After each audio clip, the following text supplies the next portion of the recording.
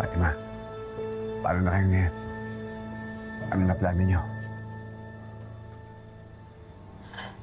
Bukas sa bukas, itutuloy na namin yung pag-uwi namin sa probinsya.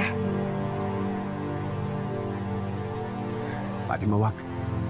Delikado. Kung hinahanap na kayo ni Romero, siguradong maraming inutusan si Mayor Roberto para hanapin kayo.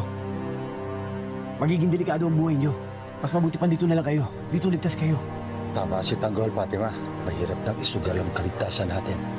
Huwag kayong magalala. Kilala ko lahat ng tao dito. Wala isa man sa kanila ang kakampi sa mga grero. Wala rin man lalaglag sa inyo dito. Fatima, dito na lang kayo.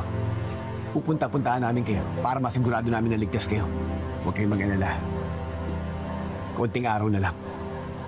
Kapag ako nanalo, pinapangako ko sa inyo, bibigyan natin ng hustisya ang pagkamatay ng pamilya nyo para makabalik na rin kayo sa dati nyong buhay. Sana nga ikaw ang manalo, Tanggol. Kailangan magbayad ng mga gerero sa kasama na ginawa nila. Pati sa pamilya mo.